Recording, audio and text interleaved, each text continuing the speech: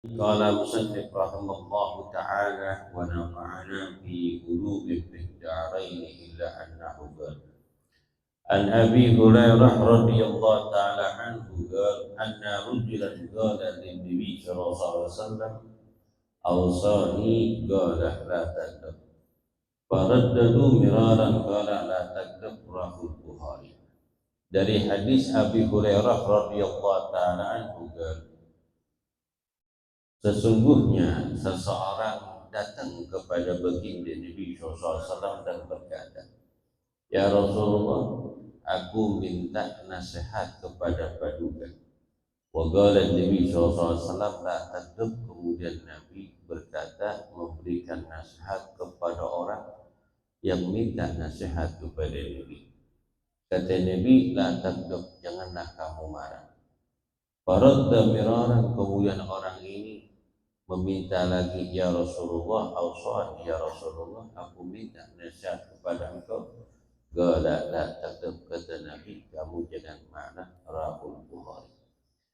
Di dalam hadis ini menerangkan seseorang yang datang kepada Nabi. Nabi tahu watak karakter seseorang yang bertanya kepada baginda Rasul Sallallahu alaihi wasallam, bermacam-macam tabiat sahabat yang datang kepada Nabi Sallallahu alaihi wasallam. Kebetulan orang ini datang kepada Nabi memang orangnya ngambekan, orangnya suka marah, orangnya suka sewot, yang menyebabkan dia lupa ketika dia telah marah. Akhirnya datang kepada baginda Rasul, jiwanya tidak tenang. Datang kepada Rasul, ya Rasulullah, auswani, ya Rasul, aku minta arahan, minta nasihat, hidupku, jiwaku tidak tenang ya Rasulullah. Kata Nabi, la takut, kamu jangan marah. Orang ini penasaran, auswani ya Rasulullah, ya Rasul, berikan aku nasihat. Kata Nabi, la takut, kamu jangan marah. Pas 3 kali Nabi mengatakan seperti itu, dengan kalimat yang sama orang ini diam. Ternyata orang ini suka marah menyebabkan jiwanya tidak tenang. Orang yang dekat sama dia satu persatu menjauhkan diri.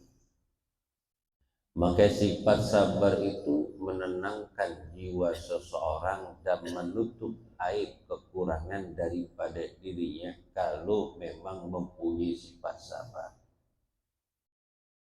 Tapi kalau orang yang cepat marah, ilmunya yang begitu banyak, kedudukannya sangat tinggi, diikuti hawa nafsunya, semuanya itu cepat sirna, habis begitu saja.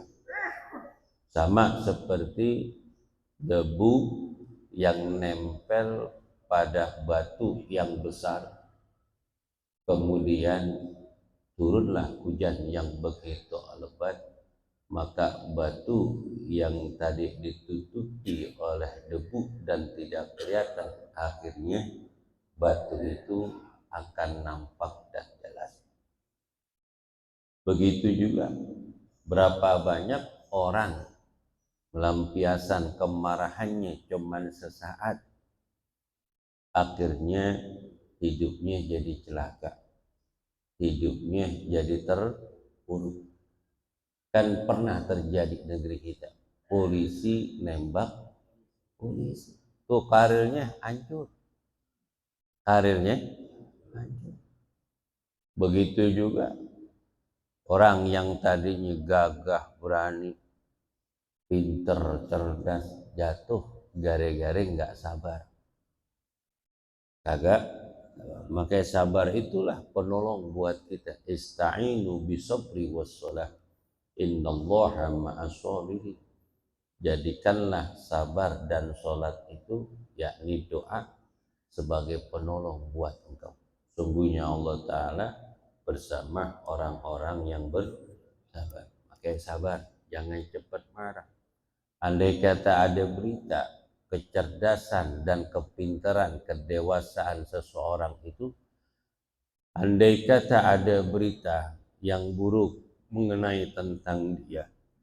Dia sabar, dia nggak marah atau mencaci dan menghina seseorang tersebut. Dia sabar, dia tabayun. Kalau memang benar ucapan dari si fulan, didoain orang tersebut. Sebab kalau ada rasa marah dendam di dalam hati, itu menggerogoti jiwa raganya. Jiwanya nggak bakalan tenang. Coba orang sifat ngalah dan sabar, insya Allah aman. Di jalanan tuh gara-gara orang berantem, gara-gara nyalip dikit doang. Marah. Gara-gara nyalip doang, diketabrak kagak, kesenggol kagak, Masya Allah. Langsung mulutnya ucapan-ucapan yang kasar. Itu makanya banyak sabar. Orang yang sabar disenangi, dicintai oleh Allah, dicintai oleh malaikat, dicintai oleh sesama manusia. Alhamdulillah. An Abi Hurairah radhiyallahu ta'ala anhu qala Rasul sallallahu alaihi wasallam ma yazalul bala bil mu'mini wal mu'minati fi nafsihi wa waladihi wa malihi hatta yalqiyallahu ta'ala ma alaihi khati'atun rawu Tirmidzi wa qala hadisun hasanun sahih.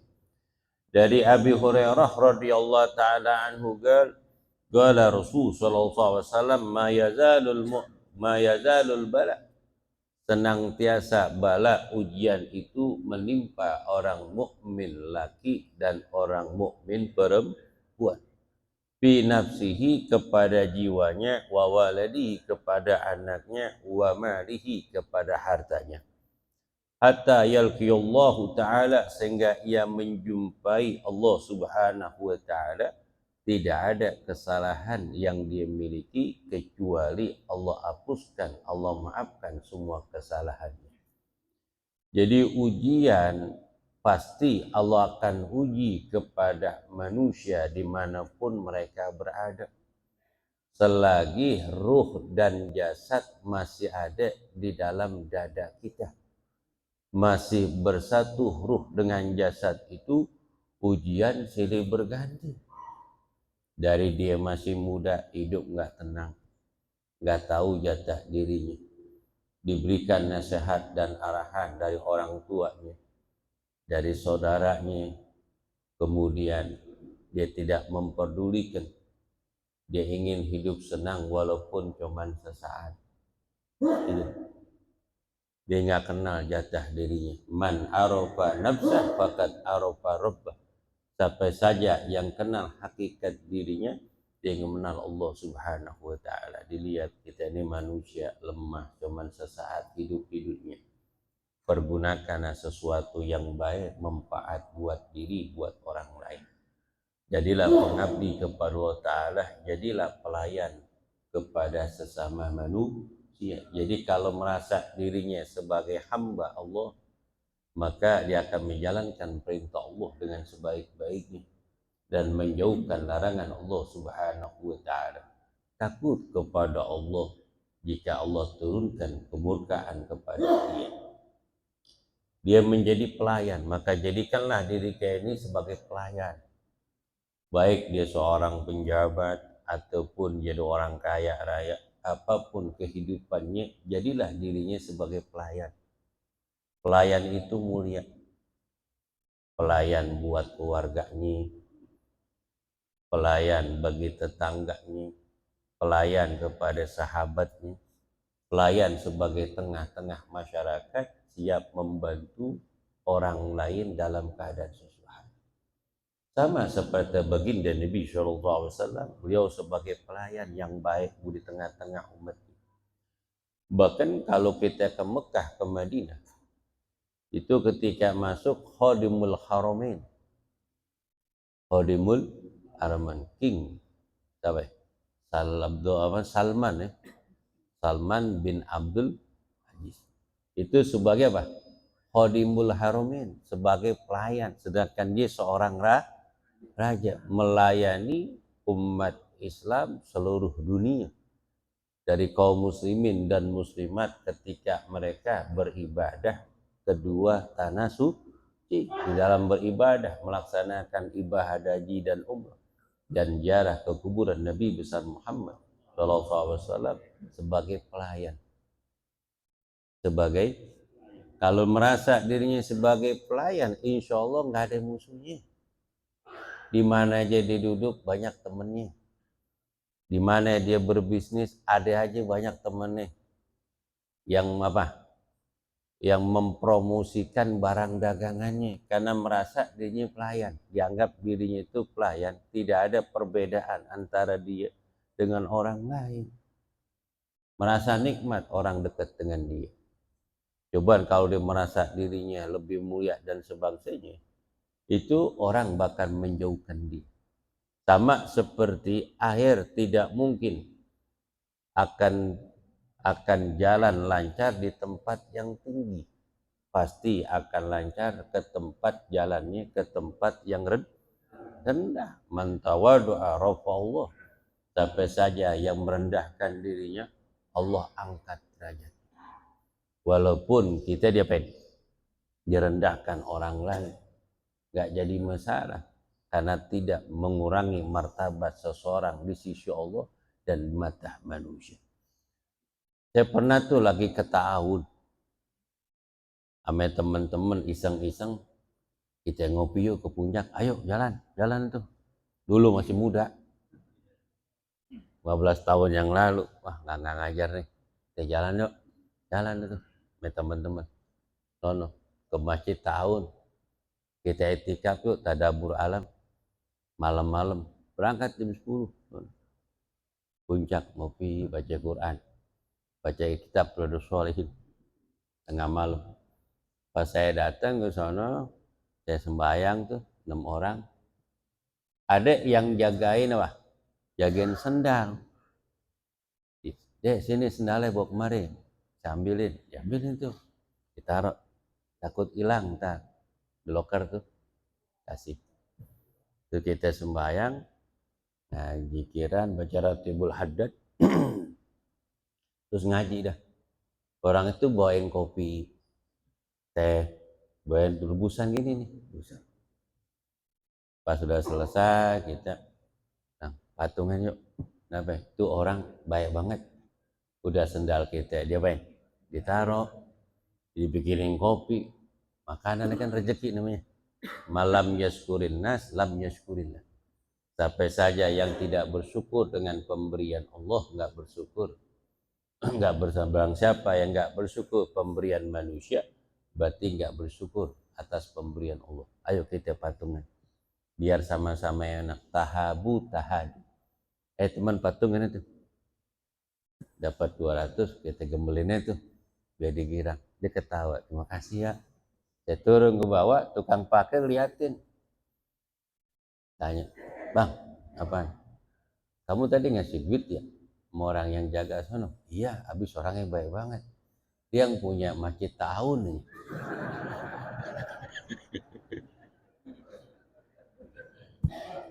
Dia yang punya masjid tahun. Dia orang kaya, pabriknya banyak.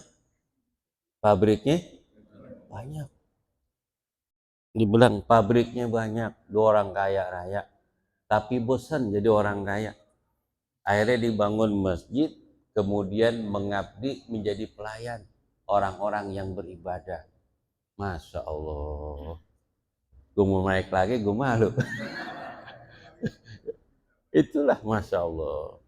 Jadi orang tuh macam-macam, cari ketenangan jiwanya, biar jiwanya tenang. Sebab dunia ini membosankan. Dunia ini membosankan. Menurut saya mah dunia ini membosankan, jenuh. Gak ada habis-habisnya. Kita dagang rame banget, hitung duit mulu, bosan sampai kita tidur. Benar gak? Kata orang enak kali kalau banyak duit, bantalnya pakai duit. Wah, duit tumpukan. Enak kali kasurnya dibawa duit mulu. Kagak enak bang, kagak tenang. Malah nggak tenang. Karena dunia ini membosankan, menjenuh. Kita mau pergi kemana biar tempatnya enak-enak. Pertamanya doang enak, pas pulangnya bayar mahal bener. Benar. Kata orang si sono yuk kita makan tempat enak sono. Wah benar, makan enak, pemandangan enak, pelayanan cakep-cakep ya gak? Makan enak tuh kita ketawa-tawa tuh pas makannya bayarnya Masya Allah 2,5 juta, juta setengah. Itu yang bikin meriah, yang bikin membosankan. Seenak-enaknya tempat pasti membosankan. Kata orang kampung yang ada di desa, yang ada di desa, enak jadi orang kota. Pagi jalan, sore udah punya duit. Tenang orangnya di kota. Kata orang kota, datang ke kampung, paling enak kita ke kampung lah. Ngapain? Kemana aja udah. Ke kampung. Daerah Pemijahan, sono Bogor Barat, enak. Banyak sawah, pemandangan bagus. Ngopi di pinggir sawah, di pinggir kali. Kita ke sono, iya bener. Apa kata orang kampung? Orang kota bego banget dah. Ngopi di pinggir kali, kan kagak enak. Tuh, bener gak? Emang begitu, kata kita enak banget ngopi di sini. Makan singkong di pinggir kali. Kata orang kampung apa? Gue orang kampung, orang susah, gak pernah ngopi pinggir kali. Begitu, dunia begitu. Kita enak karena kita ngelihat suasana, baru kita lihat pemandangan yang bagus. Berapa lama lu di situ gue tanya? Berapa lama gue tanya? Cuman sekedar doang. Selesai itu bosen. Bosen. Lu tanya nih Pak Haji Hasib sama Haji Jayadi yang punya villa. Emang mau ditinggal sana? Ya kagak. Walaupun villanya gede, enak, halaman luas, apa aja ada. Namanya punya duit, bener gak? Tinggal telepon dong, gue mau datang, jamaah mau datang. Masakin enak, pasti. Sebab orang yang punya duit, orang kaya, telunjuknya manjur, bener gak? Apakah enak di sana lama-lama? Kagak enak juga. Kagak enak juga. Itu dunia begitu, membosankan. Nikmat cuman sesaat, sama seperti orang makan. Makan enak cuman ya apa? Dilihat ame di ujung lidah. Selesai masuk ke mulut, ke perut jadi kotoran. Makanya semuanya itu harus kita syukuri, kita nikmati dan kita jaga anugerah yang Allah berikan kepada kita. Wa ma atakum wala takrahu ma atakumullah. Innallaha la yuhibbu mutalan fakhura. Janganlah kata Allah kamu terlalu bergembira anugerah nikmat yang telah Allah berikan kepada engkau dengan berbangga-bangga di sungguhnya Allah Ta'ala tidak menyukai orang-orang yang sombong lagi pula tongkat. Jadi manusia yang kaya raya, yang bosan hidup di dunia dalam badan kekaya, ini cuma satu orang. Dari ribuan triliunan manusia yang hidup di alam dunia, manusia yang bosan hidup di dunia penuh dengan kekayaan cuma satu doang bang. Manusia hidup di dunia ini. Siapa?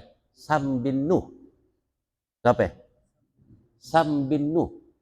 Sam itu anak putra pertama Nabiullah Nuh. Anak pertama Sam bin Nuh. Kanan ini anak walonnya.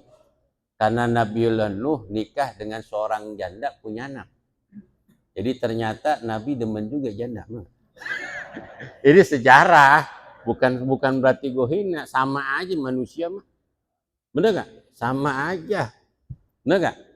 Tuh, Nabiullah Nuh nikah ngerti?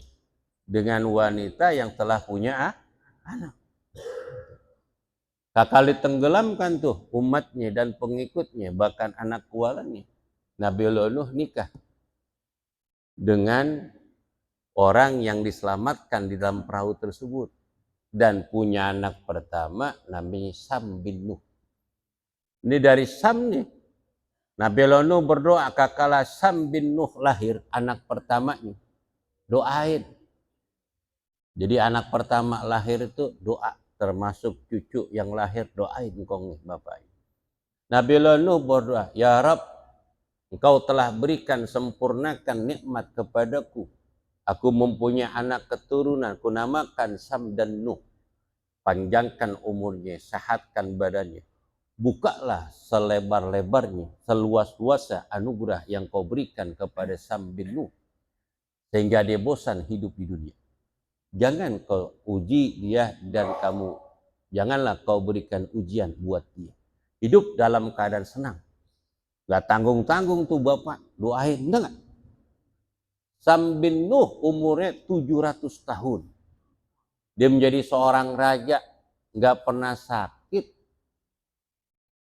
Gak pernah sakit. Hidup berlimpah harta. Kaya raya Sam bin Nuh. Anak seorang raja, seorang nabi, hidup dalam keadaan kemewahan yang sangat luar biasa. Mukanya awet muda. Ini kan orang kaya tambah tua, ya gak? Ini udah kaya tambah muda, kan cakep ya gak? Istrinya banyak. Sam bin Nuh itu ada 1000 dia punya istri. Keturunannya banyak. Dan anak keturunan Sam bin Nuh kebanyakan itu para raja, termasuk Sadat bin Ad bin Sam bin Nuh. Ini Sadat ini iromajatul imad allati lam yukhlaq misluha bil bilad. Tuh Sadat umurnya 1200 tahun. Berkuasa, dialah pertama kali yang menyembah bulan. Tuh cicitnya Nabiullah Nuh kaya-kaya tuh. Kaya. Akhirnya Sam bin Nuh bosan hidup bergelimang harta, makan selalu enak. Pengawalan yang begitu banyak dipuji oleh rakyatnya. Pada zaman itu tidak ada. Rakyatnya dalam keadaan susah dijamin oleh Sam bin Nuh. Akhirnya dia bosan hidup. Bosan. Bukan bosan karena sakit, ataupun bosan karena melarat, ataupun susah. Tapi bosan dipuji oleh rakyatnya. Bosan hidup dalam keadaan kemewahan. Akhirnya diminta sama Allah mati. Ya Rabb, aku bosan tinggal di dunia. Nikmat anugerah kau berikan kepadaku. Kau buka selebar-lebarnya nikmat kau berikan kepadaku. Kekuasaan dunia ini aku pegang ya Rabb. Aku bosan tinggal di dunia. Matikanlah aku. Aku ingin bertemu dengan kau. Coba gue tanya. Orang lagi kaya raya nih. Ada gak pengen mati? Ini, lagi kaya raya nih. Baru di jabatan baru dikasih naik jabatan yang begitu tinggi. Banyak orang yang kerjasama dengan jabatannya. Hadiah dari perusahaan begitu banyak. Duit menumpuk-numpuk. Kira-kira pengen mati ya gue tanya. Jangankan pengen mati, kau perlu batuk bersin enggak? Pengen sehat panjang umur karena ngelihat dunia.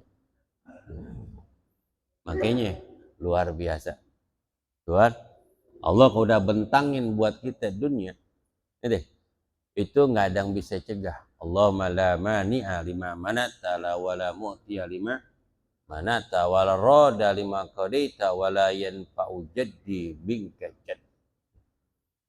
Kalau Allah udah bentangkan nikmat, tidak ada seorang pun yang bisa menahan. Kalau Allah udah cegah nikmat buat seseorang, maka tidak ada seorang pun yang memberi. Semuanya itu kehendak Allah. Yang penting kita syukuri dan kita berbagi. Alhamdulillah, walaupun kita nggak punya tanah lebar, belum pernah ataupun pernah yang namanya nyangkul, kemudian nanam yang namanya apa? Ubi, ya gak? Kita nggak pernah nanam, tapi alhamdulillah ubi datang di tempat kita dari Haji Hasyim. Itu kan anugerah. Kita punya tanah di Bogor mah kagak, kagak. Macul juga mungkin dah kagak, benar gak? Tapi alhamdulillah rezeki silih berganti yang kita rasakan. Maka kita syukuri apa yang ada. Fabi ni'mati, nikmat Allah yang kita syukuri. Fabi ayyi ala'i rabbikuma tukadziban. Yazalul bala bil mu'mini wal mu'minati fi nafsihi. Bala musibah tertimpa orang-orang mukmin laki dan perempuan fi nafsi dalam jiwanya. Kadang jiwa enggak tenang. Jiwa dalam kegelisahan. Kita yang tropik sendiri apa sih yang Allah belum berikan nikmat kepada kita? Nikmat sehat, panjang umur, nikmat keluarga. Alhamdulillah, tinggal memperbaiki diri, menyempurnakan diri kita, mendekatkan kepada yang maha kuasa. Itulah yang paling enak. Alhamdulillah. Jiwanya diuji Allah Ta'ala berupa penyakit, jiwa nggak tenang, dan sebangsanya. Itu senantiasa Allah uji. Wawaladi kepada anaknya. Kadang orang tuanya pinter dan cerdas, punya perusahaan, ada jadi dokter. Anaknya disuruh nerusin perusahaannya kagak mau. Sekolah kagak lulus-lulus. Bener gak? Ada yang gitu. Ujian. Ujian. Ada lagi ujiannya, harta dikit banget, anak cerdas pinter, pengen sekolah tinggi, cuman duit kagak, ya Allah ujian banget. Tapi ada jalan keluarnya. Ada jalan keluarnya, nggak ada buntu perjalanan hidup nih, pasti ada jalan keluarnya, nggak mungkin kagak. Ini jalan kehidupan alamudun dunia. Kita jalan ini, kayaknya ada gang kecil buntu, kagak, ada jalan kecil. Iya, motor kagak, orang lewatnya gak. Tentu ke sono lebih lega. Itulah kehidupan. Oh, sekarang lagi sulit. Ya, jalanin aja, nikmatin aja. Nanti bakalan lega. Hidup kita bakalan senang. Memang Allah ciptakan makhluk di dunia ini menjadi orang yang senang. Allah memberikan kesenangan dalam kehidupan alam dunia. Tapi jangan lupa kesenangan itu buat pembekalan, buat akhirat. Kita hidup senang ini. Kita hidup disuruh senang. Allah Ta'ala berfirman, wa atakum ma sa'altumuhu. Kata Allah, kata Allah telah memberikan anugerah yang kuberikan kepada kalian. Sedangkan kalian belum memintanya. Allah udah kasih. Tinggal menikmati. La in syakartum la azidannakum. Allah uji tuh, wawaladi anaknya. Ujian. Ada anak susah mau suruh sembahyang, suruh ngaji aja susah. Ada, sabar, doain biar dibuka hatinya. Ada lagi macam-macam tuh ujian. Masalah anak. Memang anak tuh menjadi 3 bagian yang kita miliki. Tergantung kita yang jalankan sebagai orang tua. Harus sabar menghadapi anak seperti itu. Jangan dipukul. Jangan dibentak, dimarahin, disalahin, terus dipojokin, jangan. Kita ajak dialog. Apalagi anak udah balik nih, umur 16, 17 tuh lagi sedang-sedangnya sampai 20. Kita ajak dialog, kita ajak ngomong dari hati ke hati. Kita cerita tentang masa depan. Jangan disalahin. Kadang anak mah disalahin mah malah kabur dia. Gue salah mulu, babak, nggak boleh begini, nggak boleh. Salah mulu. Ya gak? Namanya orang, bocah, kadang gitu. Ada kriteria anak tuh macam-macam.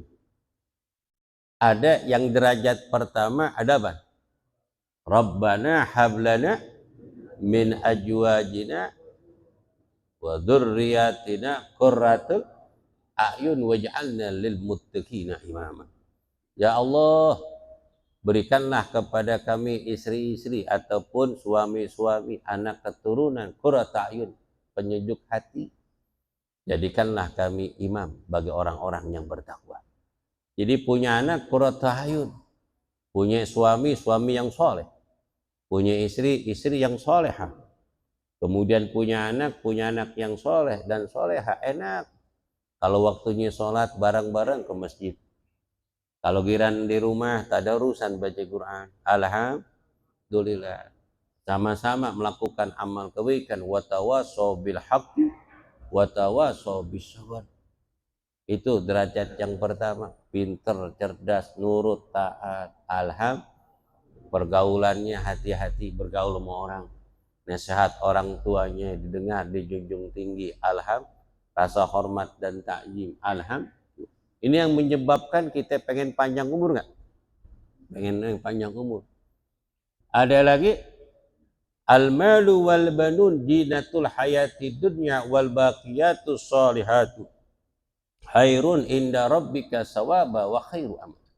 Suratul Kahfi. Harta dan anak menjadi hiasan dunia.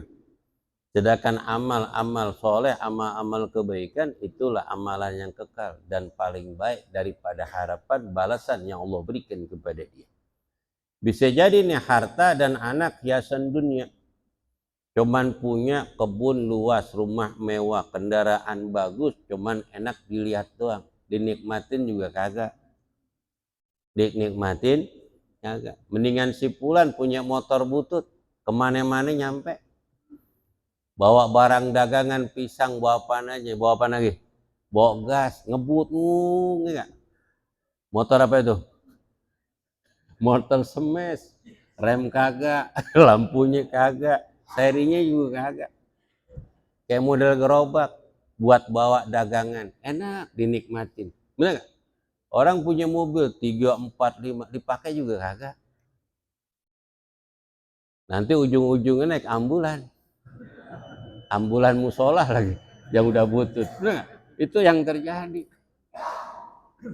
Hartanya nggak dipergunakan buat kebaikan. Itu cuman hiasan doang. So saldo dilihat, dinikmatin kagak. Makannya sayur oyong. Sayur oyong. Ayam kampung takut, gulai takut, sate takut, buah-buahan yang lain takut. Jeruk, makan jeruk, perut perih juga. Akhirnya makannya apaan, buah apaan?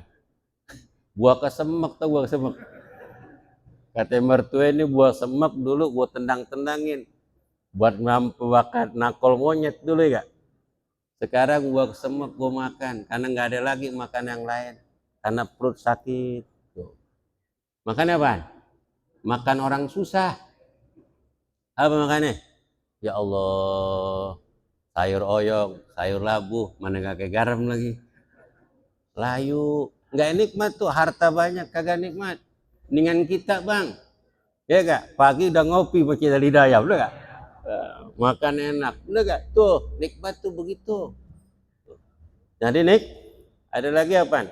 Anak pintar dan cerdas-cerdas, punya pengusaha ini dan itu, kaya raya. Tapi berapa kali dia ngabarin orang tuanya? Berapa kali didatang ke rumah orang tuanya? Jarang. Itu cuman hiasan doang. Ada lagi apaan? Inna ajwajukum wa auladukum adulakum fahzaru. Ini yang paling bahaya. Hai orang-orang yang beriman, kata Allah, sungguhnya istrimu, suamimu, anak-anakmu, mantu dan cucu adulakum adalah musuh buat kamu. Fahzaru, maka hati-hatilah. Kalau nggak kita didik agama, kita nggak ngajak kebaikan, itu bisa jadi musuh. Berapa banyak istri telah mengabdi kepada suaminya, istrinya dibunuh di tangan suaminya. Berapa banyak seorang suami memberikan nafkah mencukupi apa yang dimiliki dari harta buat istrinya, tapi istrinya selingkuh, kemudian membunuh suaminya. Itu kan menjadi musuh. Kalau enggak kita jalankan agama sebagai pedoman dasar untuk segala perjalanan kehidupan manusia. Begitu juga anak dididik, dipelihara penuh dengan kasih sayang. Udah tuanya galak bener sama orang tua, bentak, caci maki, hina, bahkan diusir. Bahkan orang tuanya diusir gara-gara berebut warisan. Babanya diusir. Kata babanya, ini punya baba, bukan ini punya engkong. Punya siapa? Punya engkong. Baba warisan dari mana? Lu dari mana? Engkong. Baba nggak punya apa-apa, ini punya engkong saya. Ya Allah, babanya diusir. La haula wala. Ini dunia bang bisa terjadi. Makanya ku anfusakum wahlikum nara. Al-Fatihah.